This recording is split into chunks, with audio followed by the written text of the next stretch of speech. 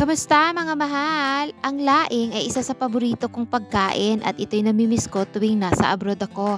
Kaya pag umuwi ako ng Pilipinas, isa ito sa reseping unang-una kong naisip na lutuin.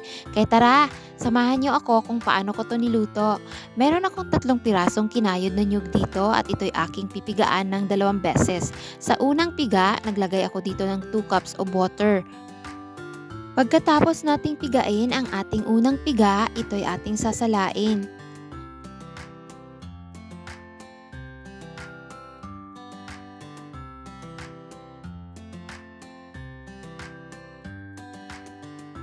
Itatabi natin ito at uulitin natin ang pagpiga ng ating niyog.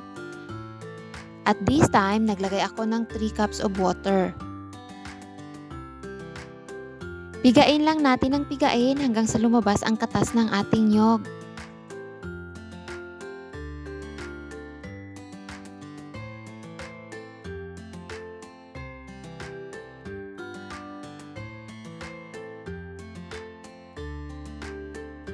At pagkatapos, ito'y ating sasalain.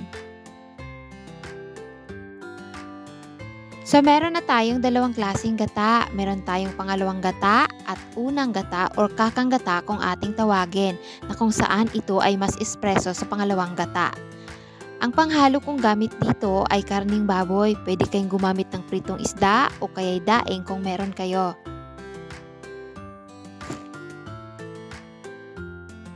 Kailangan din natin dito ng bawang at saka sibuyas, at dahil nagtitipid ako, medyo konti lang ang nilagay ko. Pwede din kayong maglagay dito ng luya, pero ako ay naubusan na ng luya. So sa isang kawali, nilabas ko ang mahiwagang kawali ng nanay ko, igigisa ko ang aking bawang at saka sibuyas. Pagkatapos nating magisa ang ating bawang at sibuyas, ilalagay na natin ang ating karning baboy. Pagka medyo luto na ang ating karning baboy, ilalagay na natin ang pangalawang gata. Maglalagay tayo dito ng asin at ito'y tatakpan natin at hayaang kumulo. Pagka kumulo na at saka medyo luto na ang ating karning baboy, ilalagay na natin dito ang tangkay ng gabi. Bakit nauuna ang tangkay ng gabi? Dahil ito'y medyo matagal maluto kaysa dahon ng gabi. Takpan natin ito hanggang sa siya ay medyo maluto na, at pagka medyo luto na ang ating tangkay na gabi, ilalagay na natin dito ang dahon ng gabi.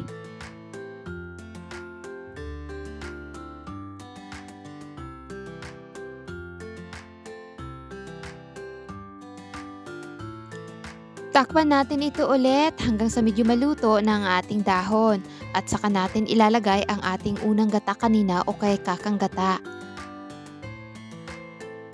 May kasabihan ang mga matatanda, bawal daw itong haluin ng haluin. Naglagay ako dito ng magic sarap para mas maging masarap ang ating gulay, pero ito ay optional lang. At syempre, ang susi ng kasarapan ng ating laing o kaya gulay na gabi ay sili.